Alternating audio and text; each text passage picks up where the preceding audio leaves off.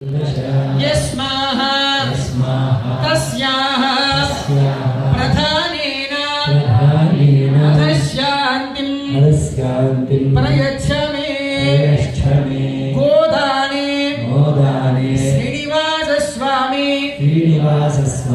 पादार्पणमस्तु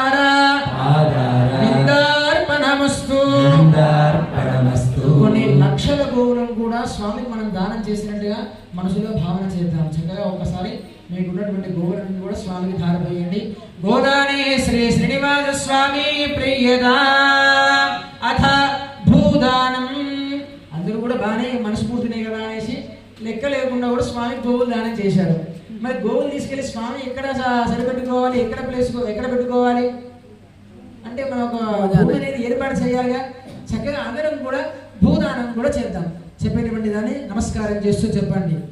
సర్వసస్య ఆశ్రయా భూమి వరాహేన సముద్ధృత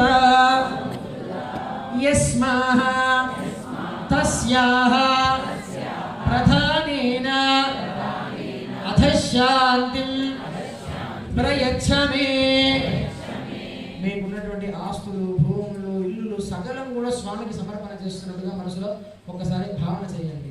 భూదానే శ్రీ శ్రీనివాస స్వామి ప్రియత అథ హిరణ్యదానే. మరి గోదానం చేశాము, భూదానం కూడా చేశాము. మరి భూదానము గోదానం చేస్తే సరిపోతుందండి? చక్కగా అల్లుడికి అజయ్ భూమి తీసుకొని మీరు పంటలు పండించుకోని భూమి ఇచ్చాము. మరి దాన్ని దున్నుకోవడానికి ఒక 2 మీకు నచ్చినటువంటి ఆవులను కూడా దానం చేశారు. మరి దానికి పరిక్రమణ, దానికి సమర్పించినటువంటి వస్తువులు కావాలి కదా. మరి కావాలండి ఏం చేయాలి? ధనం అనేది అవసరం. హిరణ్య దానం. హిరణ్యము అంటే ఈ కాలంలో మనందరం బంగారాన్ని పిలుస్తున్నాం. పూర్వకాలంలో హిరణ్యము అంటే ధనాన్ని కూడా, బంగారాభరణాలను కూడా అన్నింటిని కూడా హిరణ్యము అనేవాళ్ళు. చక్కగా స్వామికి అందరం కలిసి హిరణ్య దానాన్ని కూడా చేద్దాము. చెప్పేటువంటి శ్లోకాన్ని చెప్తూ ఉండండి. హిరణ్య గర్భస్థం.